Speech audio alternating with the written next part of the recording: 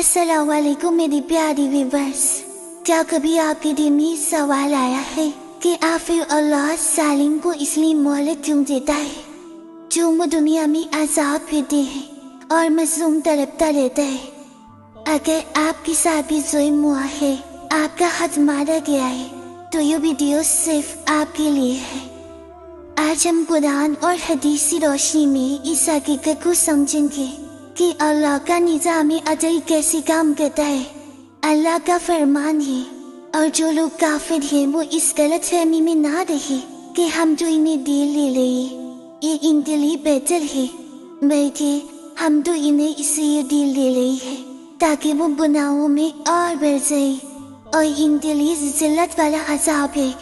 अल्लाह ताला जालिम को मालिक इसलिए देता है ताकि वो अपनी बदअमलियों को हद तक पहुंचा दे, ताकि वो गुनाहों में और बढ़ जाए और जब पकड़ा जाए तो वो अभी सफाई में कुछ ना कह सके।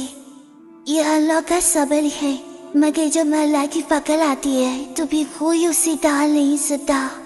मजलूम इंसान कभी भी खुद को अकेला या बेबस मत समझे।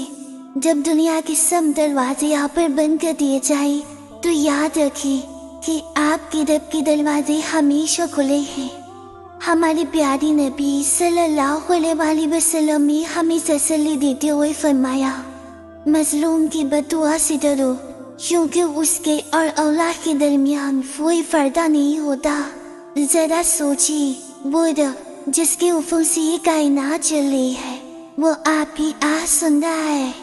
जब एक मजलूम रात के अंधेरे में या दिन के किसी लम्हे में अपने रब को पुकारता है तो आसमान के दरवाजे खोल लिए जाते हैं। आपके रुखसारों पर गिरने वाला हर आंसू अल्लाह के इल्म में है और आपकी खामोशी की चीखें सीधी अल्लाह के पास पहुंच रही है।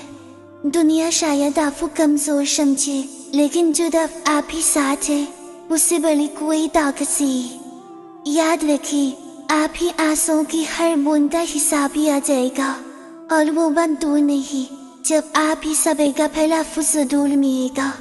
ये दुनिया इम्तिहान गाह है। सालिम को मिलने वाली कामयाबी दरअसल उसके लिए एक आजमाइश है। वो जो आज अपनी ताकत उड़ोड़ कर रहा है कि क़यामत के दिन वो खुद को हाल ही हाल पाएगा। अल्लाह का इंसाफ आज ही तो कल जरूर आएगा। सब्र का दामन ना छोड़े, अल्लाह आपके साथ है। अपनी दुआओं में उसे याद रखें और अपने हक के लिए कानूनी और इखलाकी कोशिश जारी रखें। अल्लाह का वादा सच्चा है, फतह आखिरकार हत्ती ही होगी। वीडियो पसंद आई तो इसे उन लोगों तक जरूर पहुंचाएं जो आज किसी जालिम का शिकार है। अपना ख्याल रखें।